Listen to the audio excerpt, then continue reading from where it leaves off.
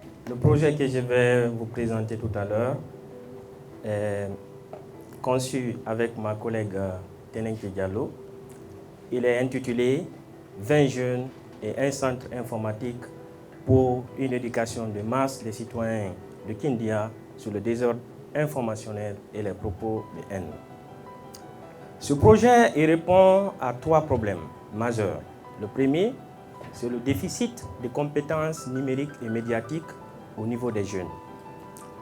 Le second, c'est le manque d'information des citoyens sur les contours en lien avec la désinformation.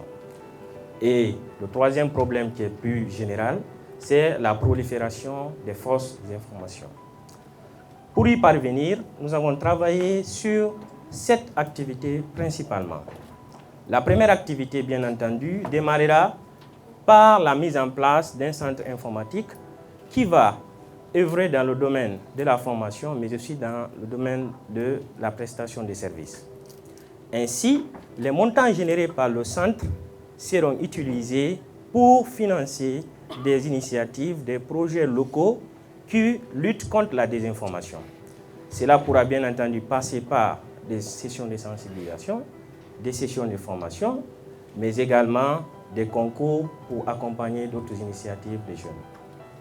À côté du centre, nous avons un certain nombre d'activités qui sont notamment la formation de 20 jeunes web activistes, blogueurs, influenceurs, membres du Conseil national de la jeunesse. Ils seront formés sur le fact-checking, sur la vérification des faits et la production de contenu éducatif.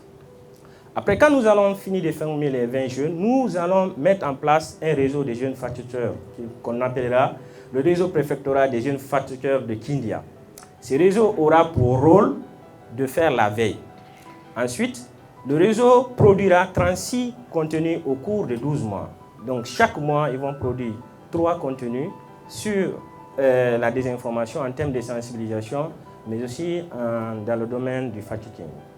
Après, le réseau va être accompagné pour réaliser une vaste campagne de sensibilisation dans les universités et dans les écoles. À chaque fois que le réseau passera dans une école, un club sera mis en place, une manière de pérenniser les actions après le passage du projet. Et après, il y aura le volet en lien avec le milieu rural.